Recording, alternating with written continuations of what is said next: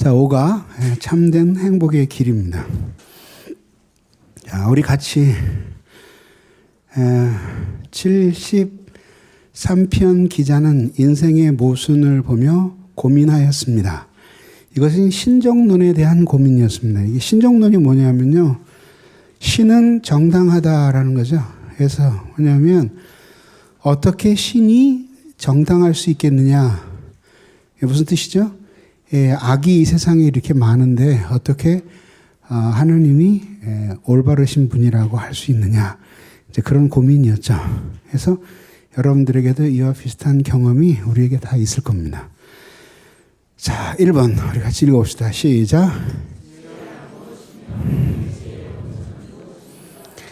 우리들이 대부분 그 사람은 지혜가 너무 없어, 이런 것들은 대부분 자연적인 지혜를 우리들이 이야기합니다. 그런데 이제 성경은 자연적인 지혜에도 관심을 갖지만 그러나 종교적인 지혜에 더 많은 관심을 갖습니다. 이제 지혜가 뭐냐 하면 지혜의 정의예요. 데피니션의 정의가 뭐냐 하면 정의가 제일 중요하죠. 그죠?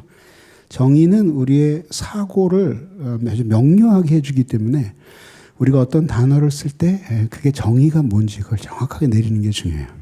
그래서 여러분들이 몇 년 전에 우리가 교회에서 한번 나눠드렸잖아요. 신학용어 해설집. 그거를 어플에 들어가면 김남준 이렇게 치면 김남준 어플이 있어요. 그런 거 여러분 모르셨죠? 여기에 보면 여기 김남준이라고 나오잖아요. 여기에 이렇게 찍으시면요, 이렇게 김남준 서가 그러고 나옵니다. 읽은 책이 없습니다. 그런데 이제 여기로 이렇게 들어가 보면 그럼 여기에 이제 이렇게 나옵니다. 이렇게 이제 이렇게 쭉 나오고요. 그다음에 이제 세 개 크게 처음 보실 거예요, 아마. 세 개를 이렇게 신앙과 이성의 어울림, 그리고 이렇게 들어가면 이제 이것과 관련된 책이 나오고요. 그다음에 이제 사는 것과 아는 것의 어울림. 그러면 이제 이렇게 이제 여기 나오고요. 이걸 우리가 만든 게 아니라 출판사에서 만들어줬어요. 이것도 뭐 한 2천만 원 이상 들은 거랍니다. 그래서 이렇게 하고요. 그 책이 들어가면 책이 예를 들어서 부교역자 리바이벌 그러면 미리 보기 그러면 이제 이렇게 해서 그 다음에 나오고 이제 구매하기도 나와요. 자, 이렇게 해서 책을 사서 여기다 모을 수도 있는데 이제 여기에 들어가면 신학용어 해설집이라고 이렇게 있잖아. 이거 핸드폰에서 다 받을 수 있는 거예요. 그러면은 이제 이렇게 보면은 이렇게 치잖아요.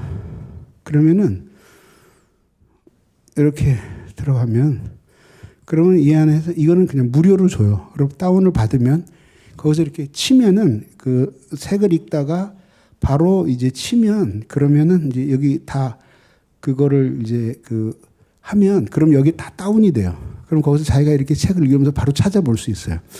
그래서 이게 뭐냐 하면요. 요렇게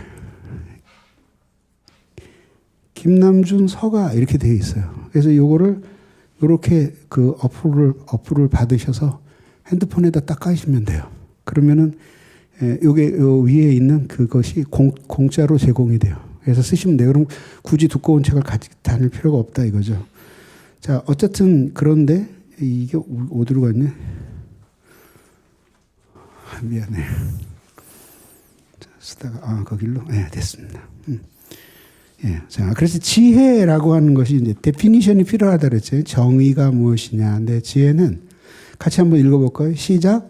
사물들의 원리를 제대로 파악함으로써 올바른 판단을 내리게 하는 능력이에요. 그래서 지혜와 지식은 밀접한 관계가 있어요. 지식이 없이 지혜가 생겨날 수 없지만 지식은 많은데 지혜가 없는 사람도 있을 수 있어요. 그걸 우리들이 가르쳐서 지식의 몰지혜화 현상이라고 했잖아요. 그래서 이제 이거는 지식은 개별적인 사물에 대한 알미지만 지혜는 이것들을 어떻게 사용할지를 아는 판단 능력이에요. 요게 이제 자연적인 것 관련될 때에는 우리가 자연적인 지혜라고 부르고 도덕과 관련될 경우에는 도덕적인 지혜라고 부르는 거죠. 이렇게 보면은 왜 우리가 같이 일을 해보면 그 구역 식구들 중에서 일머리가 있는 사람들 있잖아요. 무슨 일을 시키면 이렇게 탁탁탁탁 해가지고 깔끔하게 일을 하는 사람이 있는가 하면 뭐부터 해야 될지 모르는 사람 있잖아. 예, 그런 사람들이 지혜가 좀 모자라는 거예요. 근데 그건 계속해서 이제 개발을 하고 발전을 해야죠. 자, 신자에게 지혜가 필요한 이유, 그리고 이제 여기 사람이 나와요. 자, 이제 뭐냐면은 이제 사람이 이렇게 있어요. 근데 이제 이렇게 선한 일로부터 시작해서 죄를 지을 수 있는 이렇게 그 많은 이렇게 커다란 가능성을 가지고 있는 거예요. 근데 문제는 이 사람이, 이 인간은 결코 중립적일 수 없어요. 그러니까 무엇인가 이 사람은 살아있는 한 어떤 것들은 태어날 때부터 이미 생리적으로 주어졌고 어떤 것들은 후천적으로 생겨나고 어떤 것들은 교육을 통해서 심겨지고 이렇겠지만 어쨌든지 확실한 사실 하나는 이 사람이 경향성을 가지고 있다는 거죠. 그 경향성이 뭐냐면 인식하거나 의지하거나 생각하거나 하는 이 모든 작용이 특정한 방향으로 행사되게 만드는 힘이에요. 그런 것들이 경향성들이 있는 거죠. 우리 뭐 같은 게 있을까? 예를 들면 몇 년 전에 그 미국에서 그 백화점에서 누가 물건을 훔치다가 걸렸어요. 근데 알고 보니까 수백억의 재산가의 딸이었어요. 자기 여기 플라스틱 가지고 다니면서 자기가 훔친 거 원하는 거 다 살 수 있어요. 성향이 이 속에서 무엇을 훔치는 성향을 가지고 생겨난 거죠. 그래서 옛날에 왜 대도 조세형이라고 있었죠. 사람이 뭐 30몇 그 도둑질 해가지고 고관 대작들의 집을 다 털고 물방울 다이아까지 다 훔쳐가고 높은 사람은 자기 절대 도둑 안 맞았다 그러고 또 그 이상한 일들이 벌어졌잖아요. 그러다 결국은 이제 감옥에 갔죠. 15년을 살고 나와가지고 그래가지고 이제 예수 믿는 사람이 됐어요. 이 교회 저 교회에서 막 초청해가지고 막 강사로 정신없이 불려다녀. 나는 조금 불안했어요. 좀 빠르다. 예수 믿고 조금 두고 본 다음에 부르지. 그 강대를 막 내줘가지고. 아니나 달라? 한 3년 간증하더니 그 다음에 일본에서 절도죄로 붙잡혔어요. 왜 그러냐니까. 보안시설이 얼마나 제대로 돼 있는지 한번 검사해 봤더니 지금 감옥에 있을 거예요, 지금. 그게 뭐예요? 그죠? 그 왜 그럴까요? 자기도 어찌할 수 없는 경향성이 있는 거죠. 이 경향성이 좋은 것이 생겼다면 얼마나 좋겠어요, 그죠? 근데 이것이 좋은 게 아니라 뿌하오, 별로 안 좋은 것이 생겼을 경우에는 이제 그만큼 인생 살기가 힘들어지는 거죠. 자, 그래서 내재된 경향성이 올바른 인식 및 의지의 수행을 막는 거예요. 자, 근데 이게 이제 잊어버리지 말고 그 평생 기억하셔야 될 그림이에요. 이게 뭐냐면 이제 우리 인간은 영혼과 육체로 이루어졌잖아요. 이렇게. 그 마음이 뭐냐 이렇게 되죠. 근데 마음은 요거는 실제예요. 실제로 있는 거예요. 실제. 예. 근데 요 마음은 사실은 이거는 실제가라기보다는 요거는 기능이에요. 기능. 펑션이에요. 그러니까 이건 실제가 아니라 기능이에요. 기능이에요. 그래서 요 마음은 인간의 영혼이 작용하는 펑션이에요. 펑션. 기능이고요. 근데 이제 영혼과 마음이 있는데 요건 육체예요. 자, 그럼 어떻게 되겠어요? 제일 먼저 일어나는 걸 우리가 느끼는 거 뭐냐면 여기서 모든 일들이 이루어진 거예요. 마음 안에서. 선과 악을 뭘 택할 것인지를 여기서 마음 안에서 결정해요. 그러니까 오늘도 우리의 마음이 막 수없이 싸우죠. 그죠? 예, 요렇게. 그러면서 여기서 끊임없이 마음이 갈등을 일으켜요. 그래서 선과 악의 갈등이 일어나기도 하고요. 많은 갈등들이 생겨요. 그래서 결국은 여기에서 어떤 행동을 하게 됩니다. 그러면 육체가 그것을 행동으로 옮겨요. 그래서 마음은 마치 수많은 행동들을 만들어내는 마음이 공장과 같은 거예요. 자, 그런데 이제 이게 펑션인데 이게 실제는 영혼이에요. 근데 요거는 마음의 성향은 요게 영혼과 육체로 뭔가 들락거리는 통로예요, 이게. 그래서 이렇게 마음으로 들어온 어떤 생각들이 반복되면서 영혼에 영향을 끼치고 우리가 하나님의 말씀을 들어요. 깨달아요. 변화가 돼요. 이거는 마음 안에서 일어나요. 근데 이것이 영혼의 변화를 가져와요. 그리고 이것이 행동의 변화도 가져와요. 자, 요약을 하자면 뭐냐면 여기에서 이 영혼 안에 경향성이 생기는데 이 경향성이 결국 힘이에요. 마음 안에서도 힘이에요. 습관도 이게 힘이에요. 모두 힘이잖아요. 그러니까 뭔가 습관을 가지고 있으면 이렇게 자기가 글로 막 이렇게 그쪽으로 자신의 알지 못하는 무엇이 막 밀어붙이는 것을 느끼게 되잖아요. 그래서 이게 이제 이렇게 돼요. 영혼 안에 있는 것은 inclination, 경향성이에요. 이것이 마음에 반영되면서 성향이 돼요. 이게 disposition이라고 그래요. 이것이 행동으로 옮겨지면 그것이 자기 몸에 익숙해지면서 습관이 되는데 이게 habit이에요. habit이라고 하는 것 자체가 habitus라는 라틴어에서 나오는데 반복된 습관으로 형성되는 특질이에요. 특질. 그게 habit이에요. 이 도표를 마음에 딱 그려 놓으시면 설명하기 굉장히 좋을 거예요. 영혼, 경향성, 마음, 성향, 육체, 습관 이렇게요. 자, 그래서 이제 이렇게 끊임없이 이제 이렇게 인간으로 태어나서 이제 막 방황하면서 어느 길도 갈 수 있는데 예수 그리스도를 만나요. 그를 알므로써 이제 인생을 어떻게 살아야 할까 하는 것을 깨닫게 되는 거죠. 그래서 진리이신 예수 그리스도를 알므로써 지혜를 얻게 되는 거죠. 그래서 그리스도와 교제하며 가까이 살아가는 것이 하나님을 가까이 하는 것이고 그 하나님을 가까이 한다라고 하는 것은 경외하며 사랑하는 삶이에요. 그게 결국은 지혜의 원천인 거죠. 여호와를 경외함이 지식의 근원이 지혜의 근원이다. 2번 같이 읽어봅시다. 시작. 하나님의 지혜를 모르는 사람들 가운데 결핍을 느끼지 않고 자족하는 사람들은 어떤 사람들? 어떤 사람들일까요? 좀 생각을 해보세요. 스스로 이제 살아가는데 크게 두 종류가 있다고 그렇게 보는 거죠. 그게 뭐냐면 이 사람은 이게 뭐 뇌가 있어요, 그죠? 문외는 아니에요. 뇌가 있고 이 사람은 뭐냐면 장기가 없는 게 아니라 이 사람은 마음이 없는 거예요. 그래서 어떻게 되냐면 이 사람은 이제 본성적인 지각을 가지고 살아가는 본성의 빛이라 그래요. 본성의 빛. 이게 뭐냐면 하나님이 인간에게 주신 일반 계시의 빛이에요. 양심, 그 다음에 인간의 도리에 대한 반성, 생각 이런 거예요. 이런 것들로서 과도한 욕망을 억제하고 살아요. 그래서 불신자들 가운데서도 이렇게 욕망을 절제하고 사는 것에 아주 익숙한 사람들이 있어요. 이런 사람들은 악인에 비해서 비교적 평화로운 삶을 살아요. 그러나 또 이런 사람들이 이용될 수도 있죠. 그러나 문제는 뭐냐면 그렇지만 여전히 잃어버릴 가능성을 극복을 못하는 거예요. 이게 무슨 의미냐면 자기가 어떤 행복한 상태에 도달했는데 그것은 언제든지 잃어버려질 수 있는 것들이잖아요. 그러니까 여기서 결론부터 말씀드리자면 인간이 진정 행복하려면 조건이 행복을 소유하고 있어야 되고 그것이 이 세상에 있는 환경이나 시간 어떤 것에 의해서 박탈되지 않을 수가 있을 때 행복한 거예요.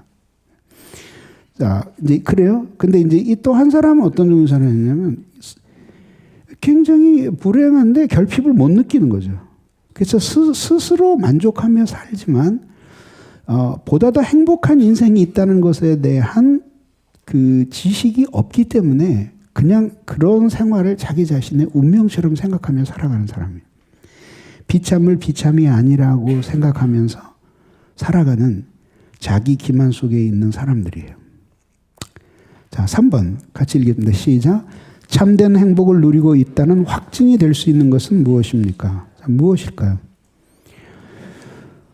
참 어려운 질문이죠, 그죠? 근데 여러분들이 예전에 우리 공과 공부했던 그 인간과 잘 사는 것, 산상 세미나에서 했던 것을 다시 한번 들어보셔도 도움이 될 거라고 봐요. 그걸 전부 다 핵심으로 요약을 한 거예요. 자, 그 뭐냐면 질문이 뭐였냐면 참된 행복을 누리고 있다는 증거가 뭡니까? 이제 이거죠. 그건 뭐냐면 한마디로 딱 얘기하면 관계예요. 관계. 관계를 잘하고 있으면 그것이 그가 행복을 누리고 있다는 증거예요. 자, 그러면은 이렇게 관계라고 할 때 그러면 이 관계를 잘한다는 게 뭐냐? 그게 우리가 기준이 아니라 하나님이 생각하시는 기준이에요. 그게 문제예요. 그래서 오늘날 여러분 영화 같은 거 보면은 사람을 굉장히 외롭게 하잖아요.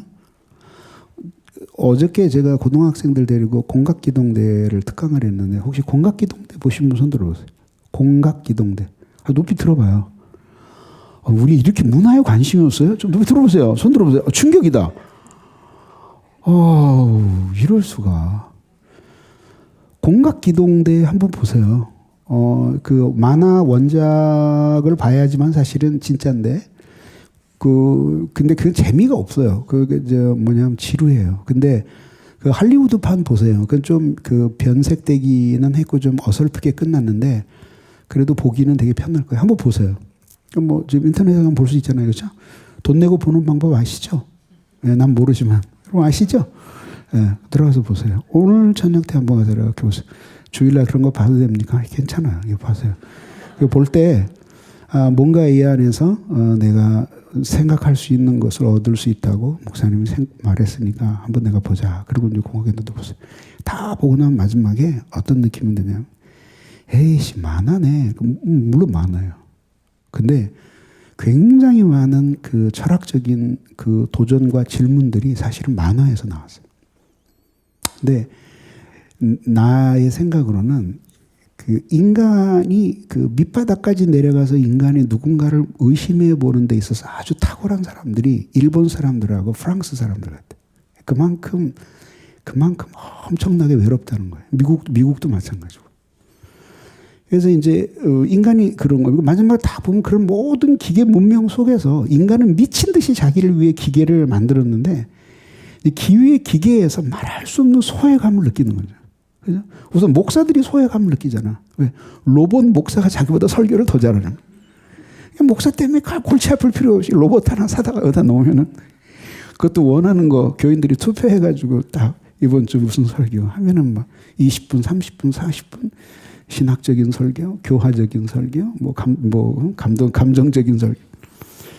근데 한없이 인간이 외로워지는 거예요. 공각기동대를 딱 보고 나면서 느끼는 게 한없이 인간이 외롭다라는 걸 느끼는 거예요.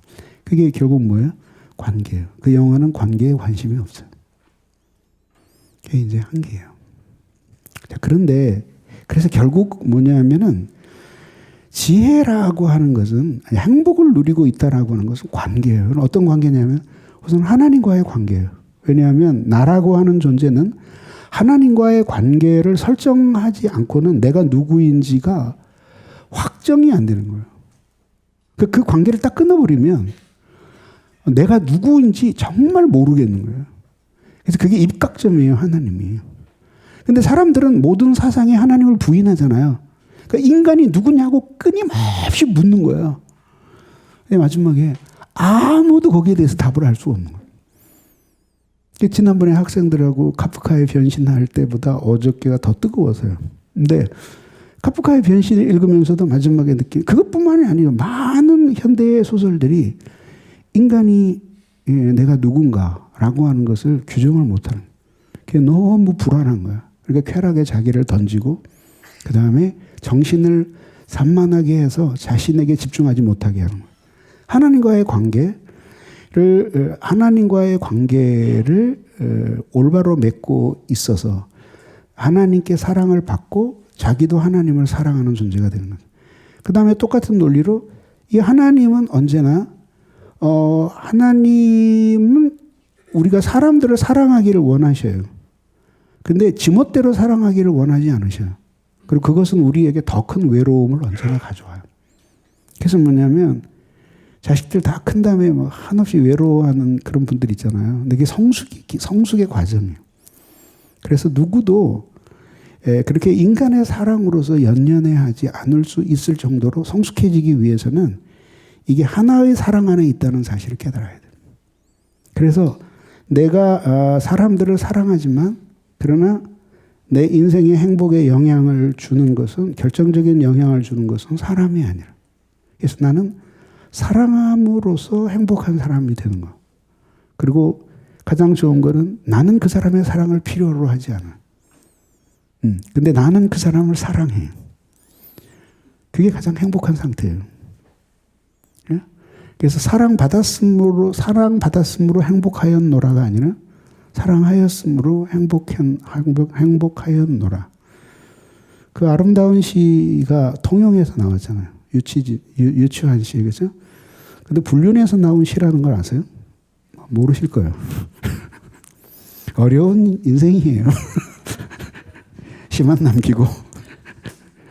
그래서 어쨌든 이렇게 돼서 한 사랑 안으로 돌아가는 거죠. 그 다음에 그 관계를 사람과만이 아니라 이 자연 세계와도 관계를 맺는 거예요. 요거는 뭐냐면 우리가 사랑이라고 부르지 않아요. 신학적으로 사랑은 영혼을 가진 개체들과만 성립을 하는 거야. 그러니까 우리가 그리스도도 사랑할 수 있고 하나님도 사랑할 수 있지만 사람은 뭐 개를 사랑한다고 막 그러는데 그 사랑한다는 말 함부로 쓰면 안 돼. 요건 뭐냐면 선의. 좋아한다고 그렇게 하세요. 그냥 사랑해. 그 남발하지 마시고 선의로. 예. 그래서 이제 목사들이 요새 곤혹해 하는 게 있더라고요. 그게 뭐냐면 개 장례식 안 해줘가지고 교인들이 삐쳐서 교회를 옮기고 아주 큰 시험에 들었는데 그 중에 권사님들도 있대요. 근데 나는 좀 그런 게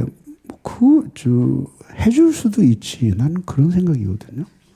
왜냐면 어차피 개 위에서 장례를 드려주는 게 아니라 가족을 위로하는 건데 가족들이 개를 너무 좋아했는데 그 개가 죽었다. 근데 그걸 담임 목사가 뭐 다 쫓아다닐 수 없겠지만 누가 가더라도 그걸 위로해주고 아니에요. 전 정말이에요. 목양적인 관점에서 많이 생각해봤는데 나는 가서 해줄 것 같아요.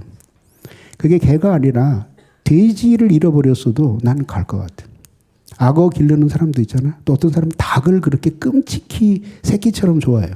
고양이. 그게 무엇이든지 간에 그가 잃어버려서 지금 엄청난 상실 속에 있을 때 죽은 개를 뭐 어떤 목사는 오버해가지고 개도 천국에서 기다리고 있을 거라 그러는데 그건 좀 신학적으로 좀 문제가 있고 그렇게까지는 안 하더라도 따뜻하게 위로를 하고 거 봐라. 결국은 개도 간다. 그러니까 주님을 잘 믿어라. 난 그럴 것 같아요. 그래서 그대의 지체들을 개처럼 따뜻하게 대하며 살아라. 이렇게. 그것이 이제 이게 행복을 누리는 삶이라는. 아니 근데요. 그거 이제 굉장히 심각하게 생각해야 돼요. 왜냐하면 지금 여러분들이 함부로 막 보신탕 먹는다고 자랑하고 그러지 말고 상처받는 사람 부족에 많아요. 그러니까 이제 그걸 존중해 주자는 거죠. 그냥 숨어서 몰래 드세요. 그렇지만 그거를 그렇게 사람들에게 허투하고 그럴 수는 없다. 그렇게 생각합니다. 사람들을 이제 따뜻하게 대해야 된다. 그래서 이제 이렇게 정리가 됩니다. 이게 왜 이러나? 자, 이렇게 해서 이제 그 다음에 4번 문제가 나와요. 자, 읽어봅시다. 시작. 그리스도인이야말로 현자인 이유는 무엇입니까? 그리스도인의 품격이란 구체적으로 무엇입니까?